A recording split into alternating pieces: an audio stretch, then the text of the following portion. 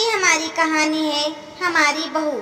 मेघा अभी 8 महीने पहले ही हमारे घर में ब्याह कर आई थी। गोरा रंग, तीखे नैन नक्शे, बहुत सुंदर रूप। घर में उसकी पायल की आवाज़ से मानो 4 चांद लग गया हो।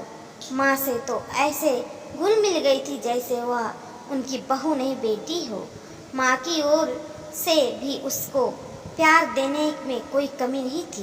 पिताजी के जाने के बाद मैं, माँ और सालू बहुत अकेले हो गए थे।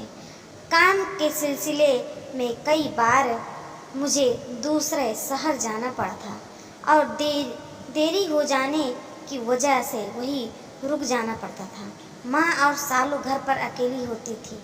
सालू भी अपनी ग्रेजुएशन पूरी कर रही थी। उसका भी आखिरी साल था।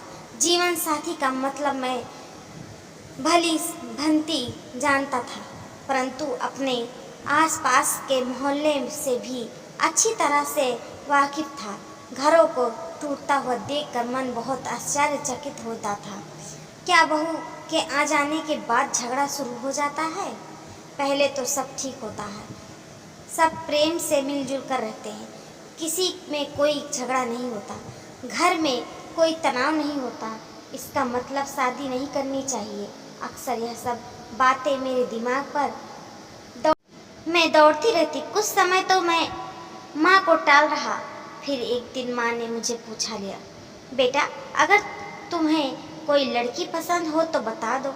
मैं यूं ही चिंता करती रहती हूँ, तुम्हारे लिए रिश्ते ढूंढती रहती हूँ और तुम हर रिश्ते के लिए मना कर देते हो।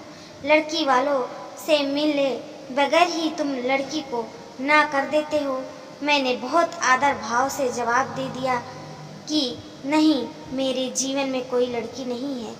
वास्तविकता तो यह है कि मेरा शादी पर है ऐसा विश्वास उठ चुका है। मैं बाहर समाज में देखता हूँ कि लोग पहले इतना धूमधाम से शादी करते हैं और कुछ महीने बाद खुद ही अपना जुलूस निकाल रहे होते हैं। कमी कहाँ हो जाती है कुछ समझ नहीं पाता हूँ। गलती किसकी होती है इसका अंदाज भी नहीं लगाता। दूसरे घर से आई हुई लड़की ही सब झगड़े की वजह होती है, यह भी पक्का नहीं कहा जा सकता, परंतु यह सब देखकर मन तो यही कहता है कि शादी नहीं करनी है, क्योंकि मुझे ऐसी बात उलझती हुई अच्छी नहीं लगती। जिस तरह से आज मैं लोगों के घरों की बात बाहर समाज में उलझती हुई देखता हूँ, उनके झगड़े घरों से बाहर चौराहे पर लोगों के समय गुजरने के कारण बन चुके हैं, तो मैं नहीं चाहता कि मेरी बात भी लोगों के बीच में मेरा तमाशा बनाए के कारण बने। यह सब सुनकर माँ ने मुस्कुरा दिया। अरे पगले, ऐसा कुछ नहीं है। तुमने तो अपने मन में बहुत डर पाल रखा है। अगर सब तुम्हारी तरह सोचेंगे तो समाज तो यहीं रुकी जाएगी। घरों में झगड़े की वजह दूसरे घर से आई हुई लड़की ही हो ऐसी जरूरी नहीं है। कई बार घर के बड़ों द्वारा की गई बच्चों जैसी हरकतें भी घर का मोहल्ले खराब कर देते हैं। जो लड़की दूसरे घर से ब्याह कर नए घर में आती है, उसे नए घर के माहौल ढालने का समय लगता है। उसे तो नए लोग, नए वातावरण, नई सोच को समझने में समय लगता है। बचपन से वह जहाँ पर रही है वहाँ कुछ और माहौल होता है। जब हम एक पौधे ज़मीन में लगाते हैं तो उसकी शुरू में बहुत देखभाल करनी पड़ती है। नई जगह पर लगाने से वह सूख न जाए, इस वजह से उसे धूप से बचाते हैं, उसे समय पर पानी देते हैं। इतना भी नहीं ध्यान रखते हैं कि जहाँ पर हमने उसे लगाया है वहाँ ज़मीन में कंकर पत्थर तो नहीं है, क्योंकि ज़मीन में कंकर पत्थर होंगे तो पौधे की जड़ अच्छे से नहीं पनप पाएगी। इस प्रकार से जब हम अपने घर में नए मेंबर को लेकर आते हैं तो शुरू में हमें समय देना पड़ता है। बहू के ही आते यदि हम यहाँ उम्मीद कर लें कि हमारा पूरा घर वही अकेली लड़की संभाल ले, जबकि उसके आने से पहले हम सब मिलकर उस घर को संभाल रहे थे, तो फिर वह लड़की कैसे रह पाएगी? हम सब की बराबर की जिम्मेदारी बनती है कि हम घर से आई हुई बहू को हमारे घर में घुलने मिलने की सही वातावरण प्रदान करें। हम घर में एक बहू ब्याह कर लेते हैं, ना ही किसी दफ्तर में कर्मचारी को नौकरी पर रखते हैं जो कि आते ही वह अपनी जिम्मेदारियां संभाल ले। वही दूसरी तरफ घर की नई बहू को अभी अपने मर्यादों का ध्यान रखते हुए उस घर के माहौल को समझना पड़ता है। तो यह दोनों तरफ से बराबर की जिम्मेदारी बनती है कि जिस रिश्ते को इतनी खुशी से साथ जोड़ गए हैं उसे पूरी जिम्मेदारी के साथ निभाया जाए, परंतु पूरी की पूरी समझदारी की उम्मीद सिर्फ बहू से की जाए ऐसा भी जरूरी नहीं है, क्योंकि गलत बात को सहने वाले भी गलत ही होते हैं।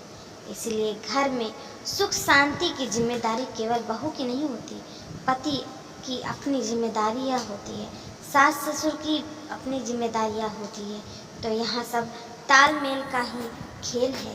तालमेल ना बैठे तो फिर तमाशा तो बनेगा ही। माँ की यह बात सुनकर मेरे मन में चल रही दुविधाओं का जवाब मुझे काफ़ी हद तक मिल चुका था। उसके बाद मैंने अपनी शादी का फैसला माँ पर छोड़ दिया। माँ ने मेरे लिए अच्छी सी लड़की पसंद की जो पढ़ी लिखी भी थी और घर में काम काज भी जानती थी, और सबसे अच्छा बात मेरे से तो कहीं ज़्यादा सुंदर थी। कई बार तो यह सोचता था कि इस लड़की ने मुझे पसंद कैसे कर लिया। मैंने तो सांवले रंग वाला, साधारण सी नौकरी करने वाला, साधारण से घर में रहने वाला हूँ। 2 महीने बाद मेरी शादी हो गई। मेरी प्यारी सी दुल्हन मेरे घर में आई गई। आज 8 महीना हो गए। उन पुरानी बातों से सोचता हूँ तो मुस्कुरा देता हूँ। मैं यूं ही इतना डर रहा था, सुनी सुनाई बात पर विश्वास कर रहा था। बात घर में कुछ होती है और चौराहे पर पहुँचते पहुँचते कुछ की कुछ बन जाती है। सच कहूँ तो माँ ने घर का वातावरण स्वस्थ रहने में बहुत समझदारी दिखाई है। मेघा माँ की बहुत इज्जत करती है। अक्सर लड़कों को कहना पड़ता है अपनी पत्नी से कि तुम मेरे माता पिता की इज्जत करो, परंतु मैंने कभी मेघा से नहीं कहा। मेघा स्कूल में पढ़ाने भी जाती है, घर के काम भी हाथ बटाती है और माँ भी घर को वैसे ही संभालती जैसे मेघा के आने से पहले संभालती थी। कभी कभी सोचता हूँ कि यदि माँ ने भी सारी जिम्मेदारी मेघा पर डाल दी होती तो वह नौकरी के साथ साथ घर का सारा काम नहीं कर पाती। आखिर वह भी तो एक इंसान है। माँ मेघा के साथ वैसे ही व्यवहार करती है जैसे मेरी बहन सालू के साथ। सालू को सुबह कॉलेज जाते वक्त माँ अपने हाथों से नाश्ता बना कर पहले भी देती थी, आज भी देती है। मेघा अक्सर माँ को मना करती है, लेकिन माँ कहती है कि अगर मैं सालू को बना कर दे सकती हूँ तो तुम भी मेरी बेटी हो। 2 रोटी ज़्यादा बना लूँगी तो इतना नहीं थक जाऊँगी। मेघा भी माँ के इस प्यार का पूरा आदर करती है। स्कूल से आने के बाद कुछ समय आराम करके घर का काम मेघा संभाल लेती है। बस यूं ही हमारी गृहस्थी हंसती खेलती हुई, खिलखिलाती हुई चल रही है।